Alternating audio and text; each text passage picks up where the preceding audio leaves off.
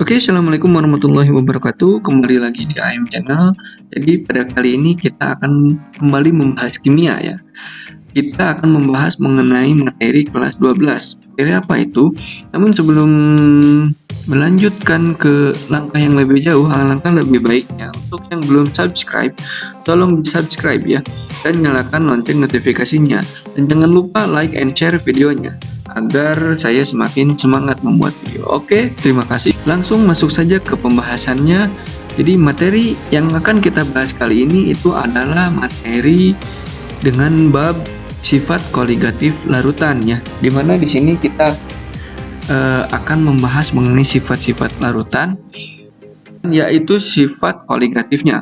Nah, seperti apa sih sifat koligatif larutan? Oke, langsung masuk saja. Jadi di sini ada materi pokoknya, di mana kalian akan membahas mengenai konsentrasi larutan. Nah, ini sudah ya di kelas 10 di stoikiometri, yaitu mengenai molalitas, fraksi mol, dan persentase massa seperti itu. Dan kemudian sikap koligatif larutan elektrolit dan non-elektrolit, lalu sifat koligatif dalam kehidupan sehari-hari. Nah, di sini tujuan pembelajarannya jelas bahwa setelah kalian menonton video ini, kalian diharapkan bisa menjelaskan konsentrasi larutan dan kemudian menjelaskan mengenai sifat koligatif larutan, baik itu larutan elektrolit ataupun larutan non-elektrolit. Kemudian yang ketiga itu adalah menjelaskan sifat koligatif yang ada di kehidupan sehari-hari, seperti itu. Oke, langsung ke pembahasannya saja. Oke, jadi dimulai dari sifat koligatif larutan ya. Di sini kalian perlu mengetahui mengenai pengertiannya. Apa sih itu sifat koligatif larutan? Jadi sifat koligatif larutan itu adalah sifat larutan yang bergantung pada jumlah zat terlarut. Jumlah zat terlarut ya. Jadi bukan sifat dari zat apa yang terlarut, jenis apa yang terlarut, bukan, tapi tergantung pada jumlah dari zat terlarut tersebut dalam larutan gitu ya. Nah, jumlah zat terlarut tersebut memiliki satuan atau besaran yang disebut dengan konsentrasi ya. Di mana konsentrasi tersebut ada yang disebut dengan molaritas dan kemudian molalitas dan ada fraksi mol dan juga ada persen massa seperti itu. Seperti apa ya 4 jenis konsentrasi tersebut? Nah, kita uraikan satu-satu. Yang pertama itu ada molalitas ya, molalitas nggak pakai R, jadi molalitas seperti itu. Nah, apa sih yang dimaksud molalitas? Jadi di sini molalitas itu menyatakan jumlah zat terlarut atau mol dalam 1 kg pelarut. Nah, perlu digarisbawahi ya bahwa molalitas itu mol dalam 1 kg pelarut. 1 kg pelarut. Oke. Nah, di sini mempunyai rumusnya yaitu molalitas sama dengan gram ya, atau gram zat terlarut. Jadi massa dari zat terlarutnya dibagi dengan massa molar zatnya, kemudian dikalikan 1000 dibagi P. P di sini adalah massa zat pelarut ya. Seperti itu. Kemudian kita masuk ke contoh soal ya, supaya kalian tidak bingung ya, karena rumus tanpa contoh soal itu bagaikan apa ayo ya, nggak lengkap seperti itu ya. Jadi biasanya rumus, kemudian contoh soal. Nah, ini adalah contoh soal dari molalitas. Diketahui di sini ada 300 gram urea yang dilarutkan dalam 500 ml air ya. Kemudian massa molar dari urea itu adalah 60 gram per mol. Kemudian rho airnya itu sebesar 1 gram per mililiter ya. Kemudian bagaimana cara menjawabnya? Nah, kita menggunakan rumus yang tadi ya.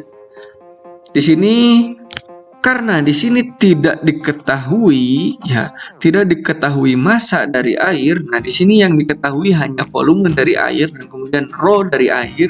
Maka untuk mencari rumus massa dari air tersebut sama dengan volume dikali rho air. Nah, di sini 500 dikali 1 gram per mili. Jadi otomatis sama dengan 500 gram ya, untuk massa air. Data yang pertama. Kemudian masuk ke rumusnya. Karena sudah lengkap, gram dari zat terlarut udah diketahui 300, kemudian mm-nya juga udah diketahui, kemudian massa pelarutnya juga sudah diketahui, maka kita langsung saja ke rumusnya seperti itu. Di Sini tinggal dimasukkan dan hasilnya adalah 10 molar. Ya, mudah sekali ya untuk molalitas ini. Kemudian yang kedua, konsentrasi yang kedua itu adalah molaritas. Kalau tadi molalitas dan sekarang molalitas. Tadi molalitas, sekarang molaritas. Oke, jadi kalau tadi mol dalam 1 kg pelarut, nah di sini adalah mol dalam 1 liter larutan ya. Jelas berbeda ya. 1 kg pelarut dan 1 liter larutan. Sini rumusnya yang digunakan adalah molaritas sama dengan mol per volume. Seperti itu. Ini pelajaran kelas 10 yang emang kita singgung-singgung di kelas 11 sebagai dasar untuk sifat koligatif.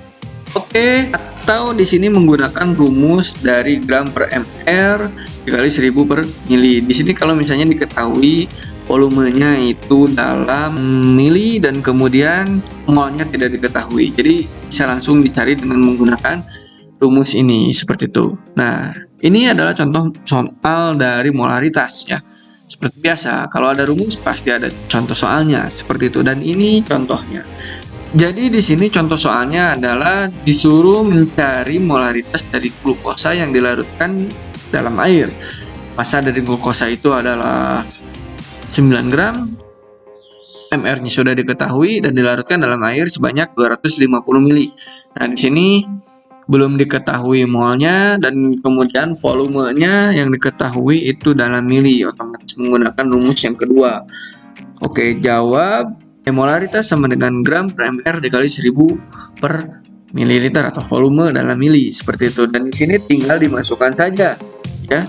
Tinggal dimasukkan saja dan diketahuilah hasilnya adalah 0,2 molar. Simpel banget kan? Oke. Lanjut ke pembahasan yang ketiga, yaitu fraksi mol ya. Fraksi mol. Apa sih fraksi mol itu? Nah, di sini fraksi mol itu perbandingan mol zat dengan jumlah mol campuran ya. Jadi mol zat dengan jumlah mol campuran seperti itu. Nah, seperti apa rumusnya? Ini dia. Ada XP itu adalah fraksi mol dari pelarut dan XT itu adalah fraksi mol terlarut. Nah, di sini ada NP, NP, NT ya, NT ada nahnu. Garing. Dan NT itu adalah mol zat terlarut seperti itu. Nah, di sini ketika ditambahkan ya, ketika kalian menghitung dalam soal misalnya disuruh mencari fraksi mol terlarut dan fraksi mol pelarut, gampang. Di sini fraksi mol terlarut ditambah fraksi mol pelarut sama dengan 1. Jadi ketika kalian sudah menemukan 1, tinggal 1 dikurangi hasil yang kalian cari, apakah itu fraksi mol terlarut ataupun fraksi mol pelarut. Oke, contoh soalnya. Sebanyak 9 gram glukosa ya dilarutkan dalam 180 gram air. Nah, di sini tentukan besarnya fraksi mol zat terlarut dan fraksi mol dari zat pelarutnya. Nah, seperti yang tadi bilang, fraksi mol zat terlarut ditambah fraksi mol zat pelarut sama dengan 1. Jadi kita hanya cukup mencari 1 saja. Misalnya kita coba cari fraksi mol zat terlarut terlebih dahulu. Nah, di sini perlu diketahui mol masing-masing dari unsur penyusunnya gitu ya. Di sini ada glukosa dan air dan dua-duanya itu tidak diketahui molnya. Otomatis harus dicari terlebih dahulu ya. Di sini mol glukosa 0,05 mol dari mana? Dari gram per ml. Gitu ya. 9 dibagi 180. Kemudian untuk air itu 180 dibagi 18 dan hasilnya 10. Diketahui mol glukosa 0,05 dan mol air 10. Oke, jadi seperti pada rumusnya itu XT sama dengan 0,05 itu mol dari zat terlarutnya, kemudian dibagi NT plus NP ya, mol terlarut dan mol pelarutnya seperti itu. Dan hasilnya adalah 0,05 seperti itu. Nah, bagaimana untuk yang fraksi mol zat pelarutnya? Gampang. Karena XP plus XT itu sama dengan 1, maka XP sama dengan 1 min XT dan hasilnya 0,995 seperti itu. Mudah sekali ya untuk konsentrasi larutan ini. Nah, ini merupakan materi-materi yang emang akan jadi dasar ketika kalian perhitungan di sifat koligatif larutan. Dan ini kalian tidak perlu mengulang lama ya, membuka berkas-berkas lama, karena baru saja kemarin di kelas 10 semester 2 itu pun di akhir gitu materi stoikiometri kalian mempelajari mengenai konsentrasi larutan. Tentu kalian masih ingat, dan ini merupakan modal awal kalian bisa melakukan perhitungan di sifat koligatif larutan. Oke, sampai di situ videonya. Terima kasih untuk yang sudah nonton, dan untuk yang belum like, silahkan like videonya jika kalian suka, dan untuk yang sudah nonton tolong di subscribe terlebih dahulu, karena nonton tanpa subscribe itu bagaikan apalah, bebas. Oke, dan jangan lupa untuk nyalakan lonceng notifikasinya, karena nanti bakalan ada video-video menarik selanjutnya. Oke, terima kasih. Wassalamualaikum warahmatullahi wabarakatuh.